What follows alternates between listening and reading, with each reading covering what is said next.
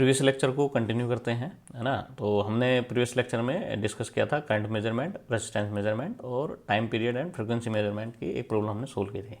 ठीक है, तो उसको आगे कंटिन्यू करते हैं। वो बीच में फिर थोड़ा इंटरप्ट हो गया था। ठीक है, तो जो हमने वोल्टेज मेजरमेंट किया था तो उसमें हमने, है ना, वर्टिकल जो ब्लॉक हैं एम्पलीट्यूड वाले, है ना, हॉरिजॉन्ट वर्टिकल, और इसको बोल सकते हैं वाई एक्सिस वाले। तो वाई एक्सिस पे एम्पलीट्यूड है तो हमने उसको एम्पलीट्यूड मेजर किया था, तो ब्लॉक काउंट किए थे, है ना, वर्टिकली। अच्छा, अब हम टाइम मेजरमेंट कर रहे हैं, तो टाइम मेजरमेंट में हम देखेंगे नोब, देखेंगे टाइम डिवीजन वाली, है ना।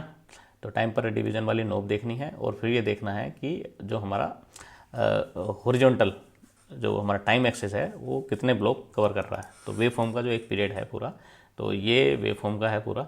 ठीक है, तो इसके यहाँ से लेके यहाँ तक आपको इसको काउंट करना है कितने नंबर ऑफ ब्लॉक हैं, और उसकी फिर मल्टीप्लाई कर देनी है, तो टाइम पीरियड निकल जाएगा। तो एक वेव का टाइम पीरियड निकालने के लिए टी इक्वल्स टू, अब यहाँ पर मैं ब्लू का ले लेता हूँ पहले।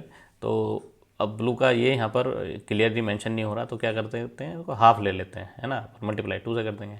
तो यहाँ पर 1 2 3 4 और ये बन रहा है 4.4।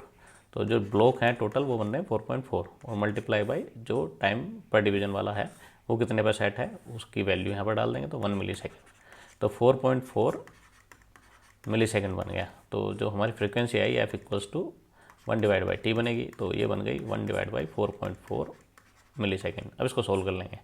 ठीक है, ऐसे ही जब रेड वाला निकालना है तो रेड वाले के लिए क्या करना है, टी इक्वल्स टू, अब इसका देखना है तो रेड वाले गया तो पूरा यहाँ से लेके यहाँ तक इसको आप काउंट कर सकते हैं। ठीक है, तो यहाँ पर करेंगे इसको 1 2 3 4, इसको 5 ले लें, 6 7 8 9, और ये बन रहा है 9.2।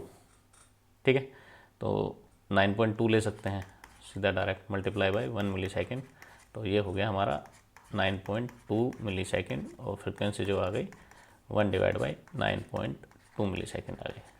ठीक है, अच्छा, इसमें ऊपर एक गड़बड़ कर दी है, इसमें मल्टीप्लाई बाई ब्लू वाले में, टी वाले में 1 2 3 4, हाँ, तो 4.4 लिया हमने यहाँ से 1 2 3, और इसमें मल्टीप्लाई जो है डिवाइड मल्टीप्लाई बाई 2 की भी करनी है, यहाँ पर मल्टीप्लाई बाई 2 की हो जाएगी। ठीक है, तो इस तरह का है। तो मैंने हाफ वेव फॉर्म ली थी, तो हाफ वेव फॉर्म है तो मल्टीप्लाई बाई 2 से कर देंगे। पूरा टाइम पीरियड नहीं लिया था, है ना, एक वेव फॉर्म का सिर्फ हाफ पार्ट लिया था। ठीक है, तो उसके लिए फिर मल्टीप्लाई बाई 2 करेंगे, तो इस तरह से इसकी फ्रिक्वेंसी आ जाएगी। ऐसे ही अब हमने जो रेड वाला है, रेड वाला हमने, है ना, पूरा ले लिया है, तो इसका टाइम पीरियड एक पूरी वेव का, तो एक साइकिल का पूरा टाइम पीरियड, तो 1 2 3 ये सब हमने ले लिया 9.2, और ये बन गया। हाफ लेना है, हाफ से कर सकते हैं, 1 2 3, और यहाँ पर बना 4, और ये बना 4.6।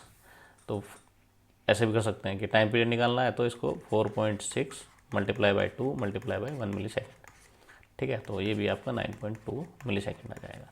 तो इस तरह कर सकते हैं। ठीक है, और यहाँ पर ये 9.2 आ गया। ठीक है, बस वही है, फ्रिक्वेंसी फिर ये आ गया आपकी।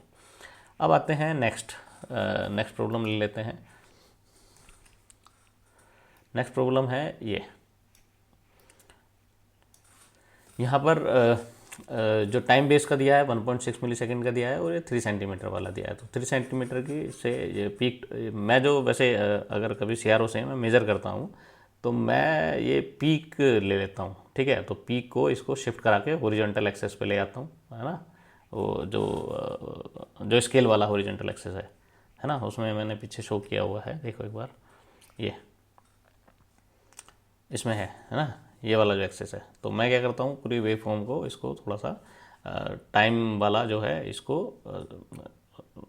मतलब इसको थोड़ा श्रिंक करा देता हूँ टाइम पीरियड को। तो उससे क्या है, फिर 2-3 वेव आ जाती हैं, है ना, पूरी कंप्लीट।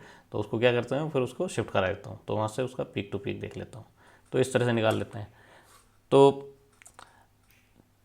आपके पास बहुत सारे ऑप्शन हैं, आपको जो भी अच्छा लगता है उसको आप यूज़ कर सकते हैं। तो ऐसे ही यहाँ पर टाइम निकालना है, तो 3 की मल्टीप्लाई 5 से हो जाएगी, तो एक पूरी वेव का टाइम पीरियड आ गया, और फिर उसको फ्रिक्वेंसी 1/t, इसको सोल्व कर सकते हैं। तो इस तरह के 2-2 नंबर के क्वेश्चन आ जाते हैं। ठीक है जी, अब आते हैं वेव ए पे। यहाँ पर निकालना है, यहाँ पर जो टाइम डिवीजन वाली सेटिंग है वो 5 माइक्रो सेकेंड की है। अब यहाँ पर इसको कैलकुलेट कर लो, तो 2 पीक कर ले लेते हैं, है ना, इसको क्रेस्ट बोलते हैं या जो भी है। तो यहाँ पर 2 ब्लॉक हैं, 2 की मल्टीप्लाई 5 से करोगे तो टाइम पीरियड जो आएगा वेव ए का वो 2 मल्टीप्लाई बाई 5 माइक्रो सेकेंड, तो बन गया 10 माइक्रो सेकेंड। ठीक है, तो इस तरह का है। तो फ्रीक्वेंसी जो आई वो इक्वल्स टू 1/10 माइक्रोसेकेंड, है ना। तो ये बन जाएगी 0.1 मेगाहर्ट्ज़, ठीक है। तो उधर मिली सेकेंड में थी तो किलो हर्ट्ज़ की रेंज में आ रही थी उससे पहले वाले क्वेश्चन में। अब यहाँ पर लिखा है if the time division setting were change to 2 microsecond per division, how many full period would be still visible. तो देखो फ्रीक्वेंसी तो वेव की जो आएगी वो बिल्कुल फिक्स ही रहेगी, या टाइम पीरियड देख लो 10 माइक्रोसेकेंड है, ठीक है। तो 10 माइक्रोसेकेंड जो है उस वेव का वो फिक्स है। तो अगर आप इसको चेंज कर रहे हो, सपोज करो आपने 5 माइक्रोसेकेंड से 2 माइक्रोसेकेंड कर दिया, ठीक है, तो जो वेव जो है ये क्या होगा, ये हमारी एक्सपेंड हो जाएगी। तो एक्सपेंड जब होगी तो अभी तो ये जो पूरा एक पीरियड है वो 2 ब्लॉक में ख़त्म हो रहा है ना। फिर जब 2 माइक्रोसेकेंड कर दोगे तो 10 माइक्रोसेकेंड बनाने के लिए 5 ब्लॉक चाहिए। तो 1 2 3 4 5 ब्लॉक तक एक्सपेंड हो जाएगी। और फिर बचे 3। तो एक वेव को कंप्लीटली, है ना, अगर हम हॉरिजॉन्टल एक्सेस या टाइम एक्सेस पे देखें तो उसके लिए 5 ब्लॉक चाहिए, और इसमें टोटली 8 ब्लॉक हैं, ठीक है। तो how many full period would be still visible, तो एक है फुल पीरियड जो है एक ही विजिबल है, ठीक है। तो इस तरह का रहेगा। तो जैसे कि आप इसको अगर टाइम वाला जो टाइम डिवीजन वाला है, इसको अगर आप वैल्यू को डिक्रीज़ करते जा रहे हो तो जो ये है हमारी वेव फॉर्म, है ना, हॉरिजॉन्टल एक्सेस पे, तो वो एक्सपेंड होती चली जाएगी, ठीक है। अगर आप इसको डिक्रीज़ मतलब इसको अगर आप इंक्रीज़ करोगे तो फिर ये क्या हुआ है, ये कंप्रेस होती चली जाएगी, इस तरह का है। तो अगर 5 की जगह 10 माइक्रोसेकेंड कर देंगे तो ये वाली भी यहाँ पर आ जाएगी, सिर्फ एक ब्लॉक में काम हो जाएगा और छोटी हो जाएगी, इस तरह का। तो इस तरह से इसको सोल्व कर लेंगे। फिर अभी चलते हैं और आगे चलते हैं।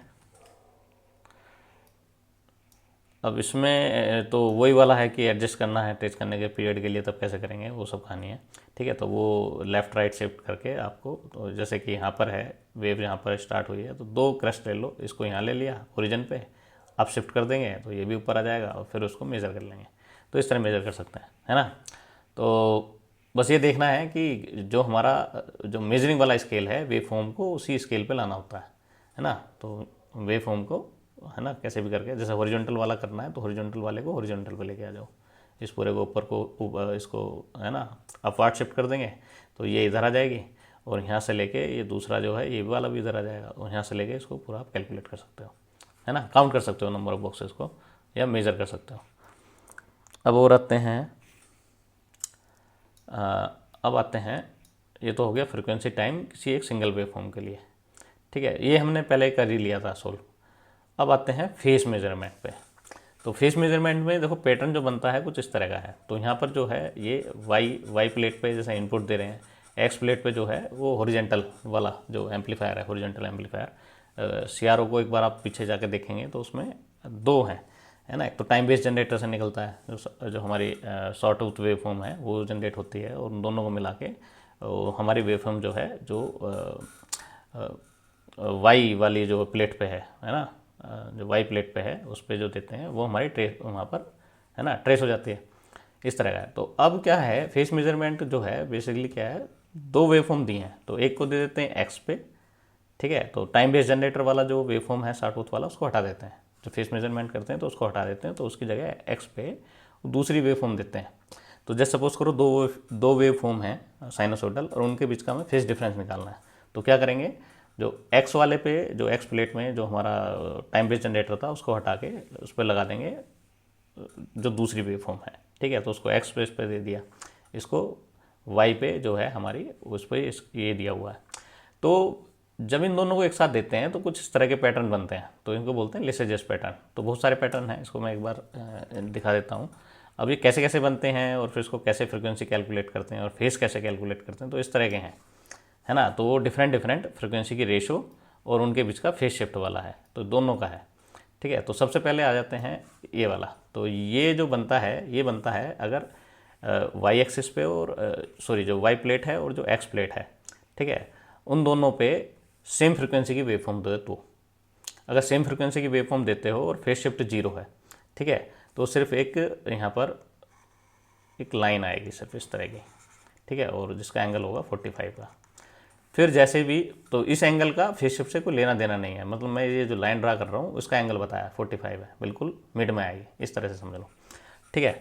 तो अब फेज शिफ्ट निकालना है, तो फेज शिफ्ट निकालने के लिए तो एक दो चीज़ हैं, एक तो हमें जो पैटर्न है उसको देखना पड़ता है, ठीक है।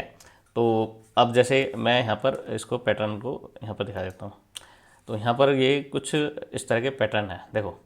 तो अगर फेस एंगल, दो वेवफॉर्म दी है, एक वाई एक्सिस पे दी है, मतलब एक वाई प्लेट पे दी है, एक एक्स प्लेट पे दी है ना, दोनों की फ्रिक्वेंसी सेम है, दोनों की फ्रिक्वेंसी सेम है। तो उस केस में अगर उन दोनों के बीच का फेस डिफरेंस जीरो है तो इस तरह का पैटर्न आएगा, CRO पे इस तरह का बन के आएगा, ठीक है। तो इस तरह का है। अगर थीटा जो फेस शिफ्ट 90 डिग्री का है तो सर्कल बन के आएगा, अगर फेस शिफ्ट 180 डिग्री का है तो इस तरह की बन के आएगी। तो ये है, इससे इधर हो गई ठीक है। तो इसमें 90 ऐड कर दो, इस तरह का है। तो कुल मिला के अब फेस एंगल जो बन रहा है 0 से 90 के बीच में, अगर थीटा जो फेस शिफ्ट है, अगर वो थीटा जो है 0 से 90 के बीच में है तो इस तरह की इलिप्स बनती है, ठीक है।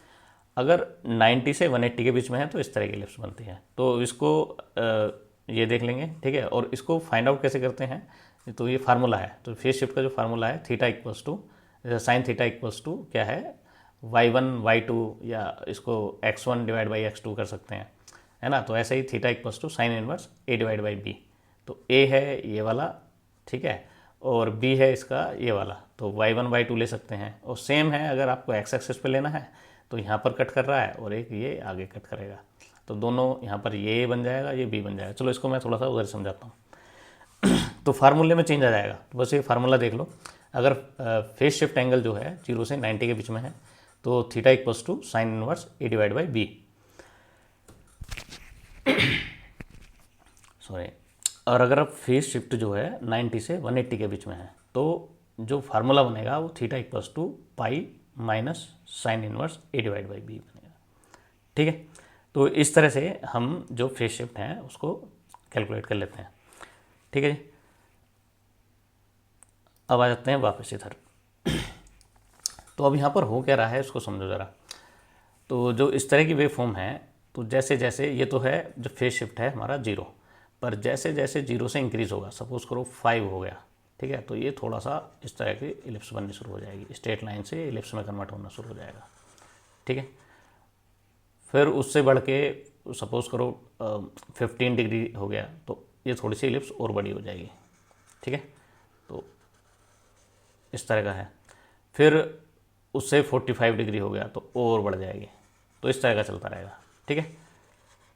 तो इस तरह का चलता रहेगा। ऐसे ही 45 से होके फिर वो पहुंच गई 60, तो फिर और थोड़ा बड़ा हो जाएगा, इस तरह का, है ना। इस तरह की इलिप्स बनते चले जाएगी। इससे भी आगे बढ़ गए, है ना, सपोज करो पहुंच गए 80 के आसपास तो और इस तरह का हो गया, तो इस तरह की बन जाएगी, है ना। और 90 पे पहुंच गए तो पूरा सर्किल बन जाएगा, इस तरह का। तो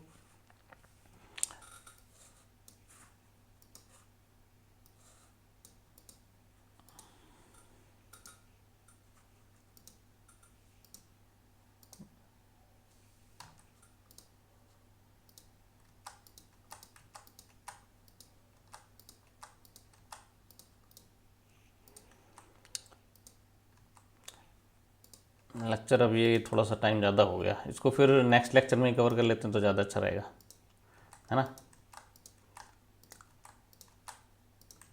अच्छा चलो फिर ठीक है।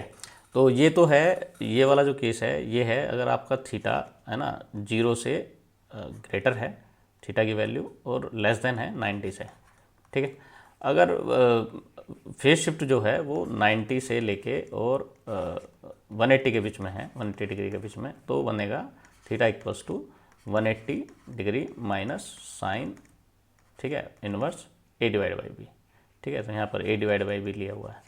तो ये है y एक्सिस पे, तो इसको a और b लिया हुआ है। अगर x एक्सिस पे लेना है तो वो भी ले सकते हो। बेसिकली जो साइन का जो फार्मूला बनता है वो साइन थीटा इक्वल्स टू बनेगा हमारा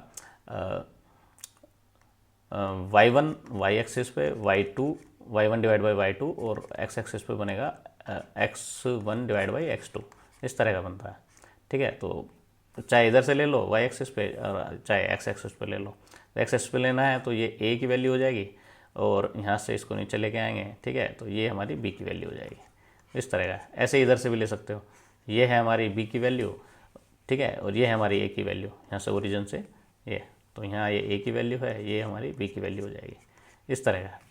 ठीक है, तो इस तरह से इसको कैलकुलेट कर लेते हैं। चलिए इसको यहीं रोकता हूँ, अब फिर उसको थोड़ा नेक्स्ट लेक्चर में स्टार्ट करेंगे। चलिए।